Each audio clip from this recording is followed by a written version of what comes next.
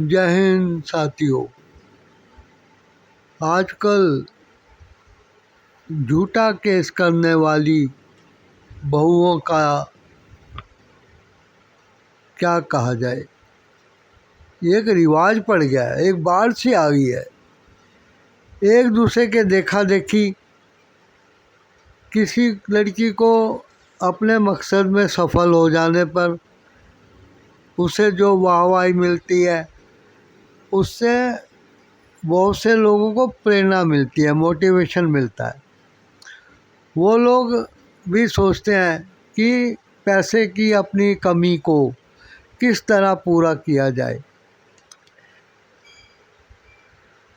ऐसे परिवार जो होते हैं वो कुछ परिवारों से अलग हटके होते हैं, क्योंकि जो विचार इस तरीके के हैं वो किसी सभ्य समाज के लिए अच्छे नहीं होते और लोग अपनी पहचान, अपनी संस्कृति को कभी छोड़ना नहीं चाहते।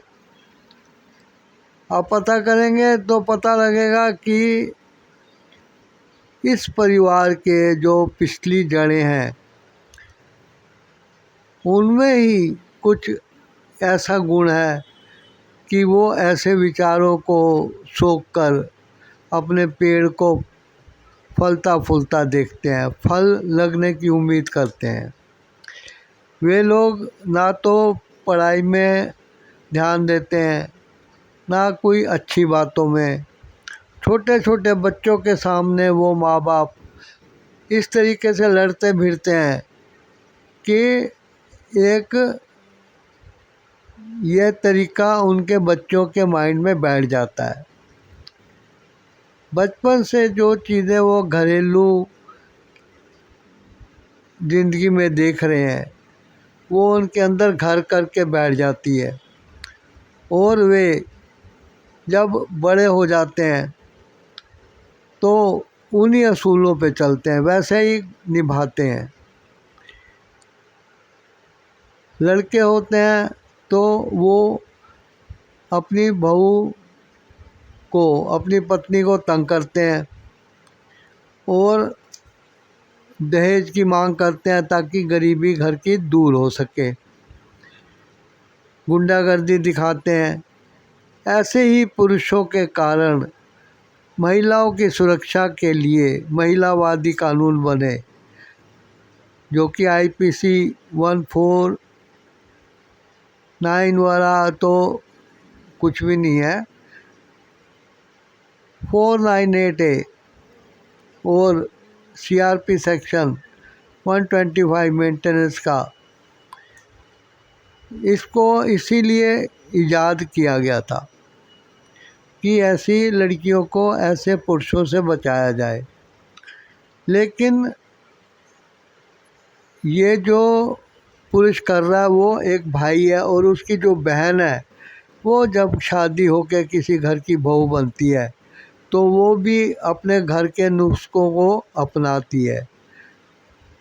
घरेलू उपचार, वह ऐसे ऐसे षड्यंत्र करने के माहिर होती है, ऐसे ऐसे झूठ बोलने में माहिर होती है, दिखावा करने में, नाटक करने में इतनी माहिर होती हैं कि समाज को इम्प्रेस कर लेती हैं और पुलिस विभाग को, प्रशासन को, पास पड़ोस वालों को, अपने ससुराल में आने वाले दूसरे रिश्तेदारों को